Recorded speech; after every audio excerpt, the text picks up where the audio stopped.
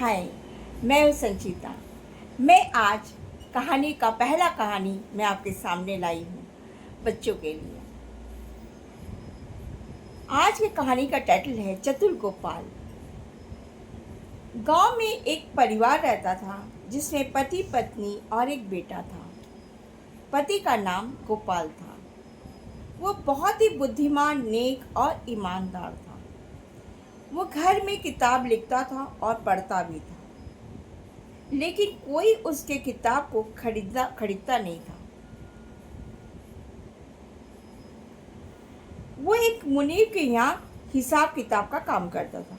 जो पैसा गोपाल को मिलता था उससे उसका गृहस्थी ठीक से चलती नहीं थी। गोपाल की पत्नी से रोज लड़ाई होती थी, अशांति होती थी। गोपाल की पत्नी खरी खोटी सुनाती थी, कहती थी कि जाओ और कहीं काम ढूंढो जहां और पैसे मिले। गोपाल बेचारा क्या करता। एक दिन गोपाल सोचा कि क्यों ना हम वहां के राजा से जाकर मिले। वहां के राजा कृष्णचंद्र राय के बारे में बहुत सुना है।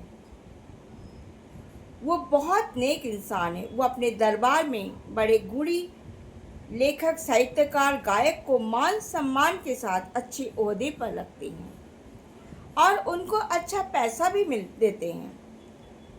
और उस जगह पर गोपाल का एक बचपन का दोस्त पारस भी रहता था। उसका राजा के यहाँ आना जाना था।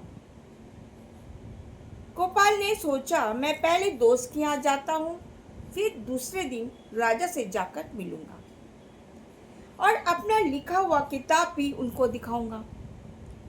गोपाल लोगों को अपनी जड़ी बूटी से बनाए हुआ दवा से लोगों को इलाज करता था और लोग बहुत जल्दी ठीक हो जाते थे। उसने इसी दवा के ऊपर किताब लिखी थी। गोपाल की उम्र बहुत ही कम था। कम उम्र में ही गोपाल के माँ बाप ने उसकी शादी करवा दी। गांव में तो आप जानते ही हैं, कम उम्र में माँ बाप शादी करवा देते हैं। सो एक दिन गोपाल कुछ कपड़े और खाना लेकर घर से निकल पड़ा। कुछ दूर जाने के बाद रास्ते में एक बुढ़िया मिली। बुढ़िया बीमार थी। बुढ़िया बोली, बेटा मेरा कुछ मदद करोगे? गोपाल बोला, क्या हुआ दादी माँ, क्या तकलीफ है? आपको क्या मदद करूं? बुढ़िया बोली, मैं ठीक से चल फिर नहीं सकती। बेटा मुझे कोई वैद्य के पास ले चलोगे? गोपाल बोला, दादी माँ थोड़ा मेरा इंतजार करो, मैं अभी आया। दादी माँ इंतजार करने लगी। कुछ देर गोपाल आया, हाथ में कुछ जड़ी बूटी लेकर, और उसने खलबट्टे में जड़ी बूटी को पीसकर एक दवाई बनाई। गोपाल ने दादी माँ को इसको रोज पीने के लिए बोला और कहा, दादी माँ इसको पीने से बहुत जल्दी आप ठीक हो जाओगे। दादी माँ बहुत खुश हो गई। बोली, बेटा तुम बहुत गुणी, बुद्धिमान और कर्मठ हो। बुढ़िया ने 2 हाथ बढ़ाया और दोनों हाथ में एक एक मिठाई आ गया। गोपाल बोला, आप कौन हैं? बुढ़िया बोली, मैं एक राहगीर हूँ। ये मिठाई तुम खाओ, ये तुम्हारे लिए है। दाहिना हाथ की मिठाई खाओगे तो तुम्हारे पास बहुत पैसा होगा, और बायां हाथ का खाओगे मिठाई तो तुम प्रचंड ज्ञानी बन जाओगे। गोपाल बोला, कौन ज्यादा जरूरी है, धन या ज्ञान? तो बुढ़िया बोली, दोनों का अपना महत्व है। कभी धन बहुत जरूरी होता है तो कभी ज्ञान की बहुत जरूरत होती है। गोपाल बोला, मैं दोनों चक्कर देखता हूँ कि कौन ज्यादा अच्छा है। गोपाल ने दोनों मिठाइयाँ खा लिया।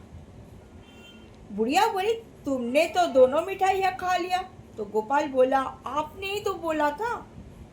आपने बोला ही नहीं कि कोई एक मिठाई खा लो, कोई एक मिठाई खा लो, सो मैंने दोनों ही मिठाई खा ली। बुढ़िया बोली, तुम सचमुच बहुत चतुर और बुद्धिमान हो। कोई बात नहीं, तुमने मेरे लिए इतना कुछ किए, मैं तुम पर बहुत खुश हूँ। परमेश्वर तुम्हें सब कुछ दे, जो तुम चाहते हो।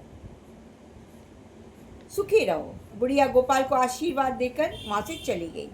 गोपाल ये पैर छूकर उस दादी माँ को प्रणाम किया। गोपाल फिर वहां से चलने लगा। चलते चलते शाम हो गया, भूख भी लग गया था। दोपहर का भोजन उसने पेड़ के नीचे बैठकर कर लिया, पर इतना चलने से उसको फिर से भूख लग गया था। चलते चलते गोपाल अपने दोस्त पारस के घर पहुंच गया। मुंह हाथ धोकर थोड़ा आराम किया। दोनों दोस्त बहुत सालों बाद मिले थे, सो खूब गप्पे शप्पे हंसी मजाक वो लोग करने लगे। रात को भोजन करने के बाद गोपाल ने जो आयुर्वेदिक औषधि पर किताब लिखा था, वो किताब अपने दोस्त पारस को दिखाया और बोला, कल मैं राज दरबार में जाकर राजा से मिलूंगा और ये किताब मैं राजा को भेंट करूंगा। दोस्त ने किताब को पढ़ा और गोपाल से बोला कि यार तू मेरे उम्र का है, इतना ज्ञान इस छोटी उम्र में कैसे आ गया। वो गोपाल से बोला कि पहले मैं राजा से मिलता हूँ और राजा को तुम्हारे बारे में सब कुछ बोलूँगा और राजा से समय ले लूँगा, फिर मैं तुमको अपने साथ राजा के पास ले चलूँगा। ये बोलकर गोपाल का दोस्त किताब लेकर राज दरबार में चला गया, लेकिन 20-25 दिन हो गया वो लौट कर नहीं आया। गोपाल ने सोचा मेरे दोस्त शायद काम में फंस गया होगा, इसलिए मुझे लेने नहीं आया। मैं खुद ही राजा की ओर चल पड़ा, राज दरबार की ओर चल पड़ा। चलते चलते महल के विशाल दरवाजे के पास गया तो वहां दरबान खड़ा था। वो गोपाल को रोक लिया, बोला क्या काम है। गोपाल बोला मुझे राजा को अपनी लिखी हुई किताब दिखाना है और मैं राजा से मिलना चाहता हूँ। मैं उनकी प्रजा हूँ, मैं अपने राजा से मिल ही सकता हूँ।